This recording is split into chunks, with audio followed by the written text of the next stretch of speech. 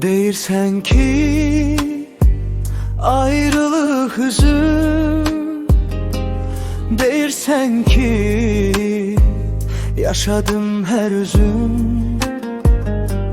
Hatirələr sanki bataqlıq, düşündükcə çökərsən özün.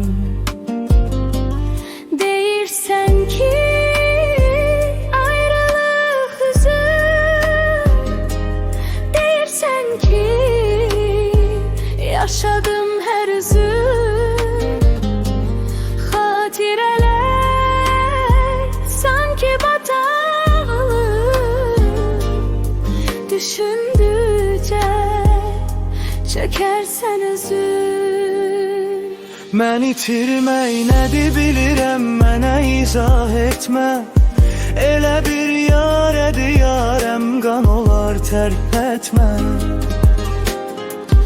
Buna bir bax, yenə rastlaşmışıq illər sonra.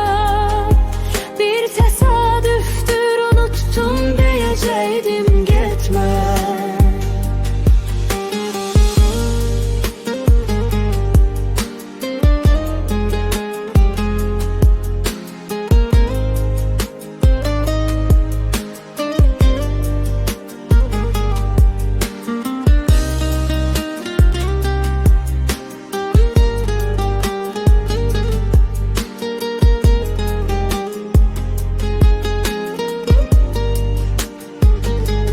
Çətindir öz başına vuruşmaq, Bəzən susmaqdır danışmaq. ən böyük acıdır həyatda. Öz acizliyinlə barışmaq. Çətindir öz başına vuruşmaq, Bəzən susmaqdır danışmaq. ən böyük acıdır həyatda.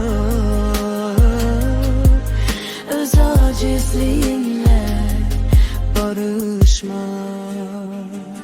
Mən itirmək nədir bilirəm, mənə izah etmə.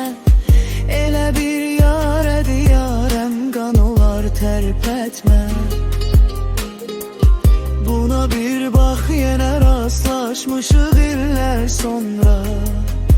Bir təsadüfdür, unuttum deyəcəkdim, getmə. Mən itirmək nədir bilirəm, mənə izah etmə. Elə bir yarədir yarəm, qan olar tərpətmə. Buna bir bax, yenə rastlaşmışıq illər sonra. Bir təsadüfdür,